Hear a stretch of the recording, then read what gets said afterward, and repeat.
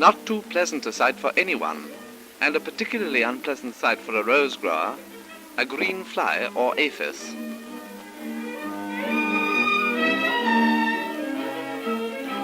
The aphis likes to make her headquarters on any juicy tendril or tasty-looking bud.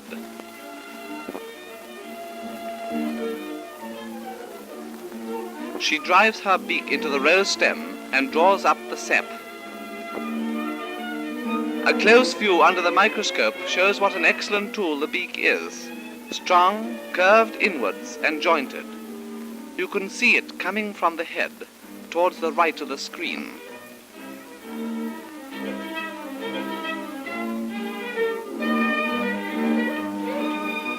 The sap which is drawn up through the beak is digested by the insect into a sugary syrup called honeydew, which is discharged in glittering beads through 2 tubes on the back.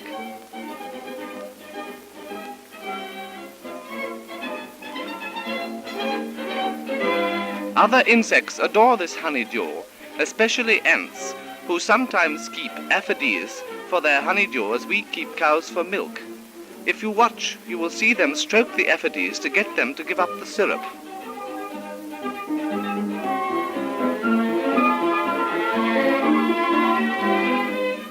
The leaves beneath an aphis colony are usually covered with honeydew, and all kinds of insects scramble for the feast. On the left, on a leaf, you will see an ant is trying to dislodge a large and greedy rival by pulling at its leg.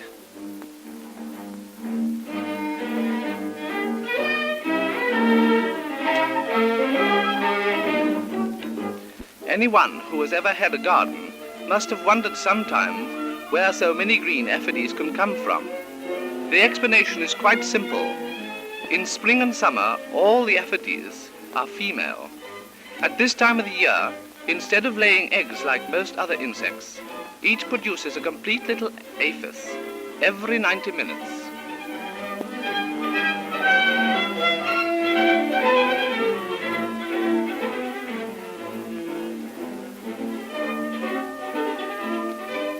The youngster kicks off his first coat of membrane.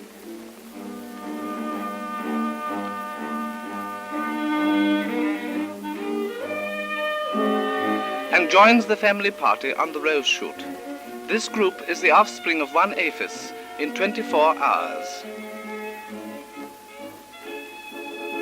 In a week, the family is much larger in both senses.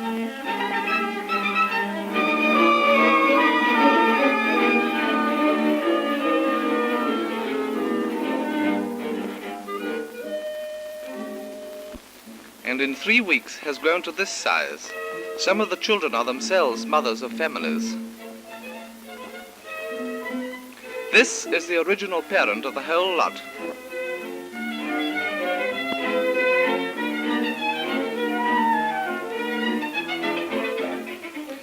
The aphis has a great many enemies, so luckily its death rate keeps pace with its birth rate.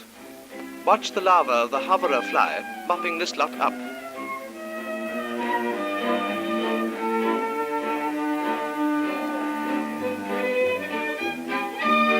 It's done nicely, thank you. The larva of the ladybird thrives on the same diet.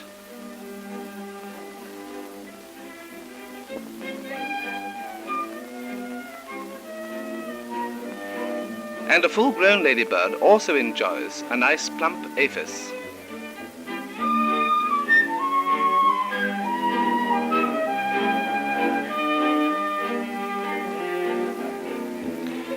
The aphis is not actually chewed up, but sucked dry.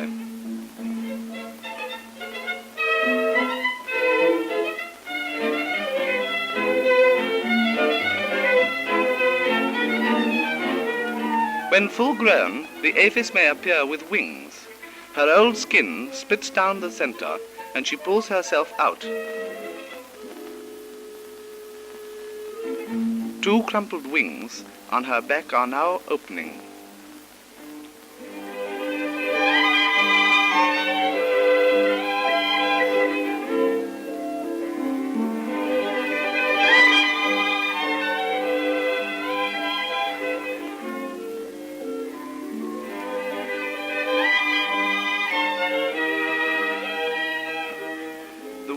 dry and expand, and in about an hour into a very handsome pair.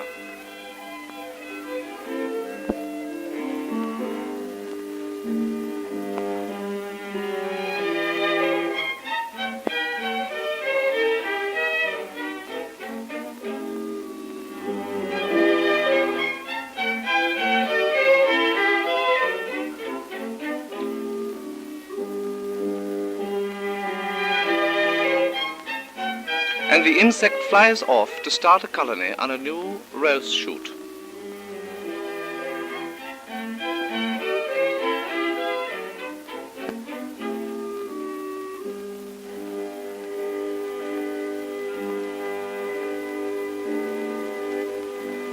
Here it is, well established.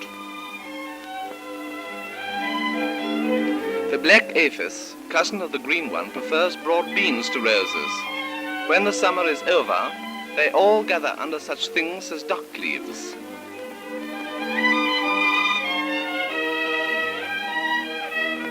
The leaves, irritated by the hundreds of aphis beaks that are plunged into them, curl over and so protect the insects from rain and frost.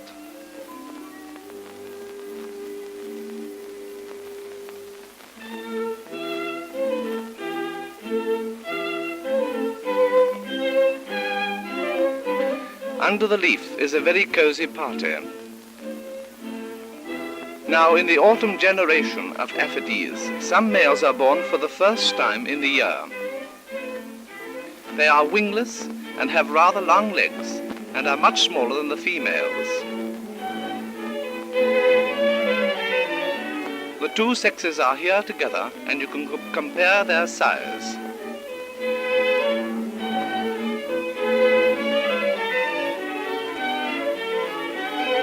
The females now mate with the males and do not produce any more Aphides, but lay eggs, which will survive through the winter. The eggs are laid not on the leaves that will perish, but at the base of the stems where they are well protected.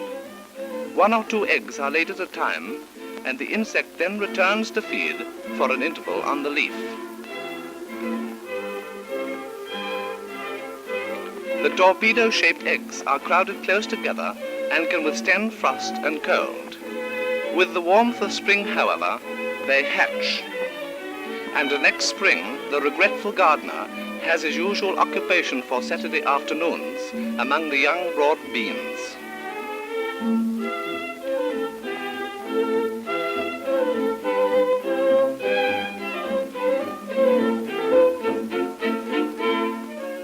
And of course, he must also spray the shoots of his roses.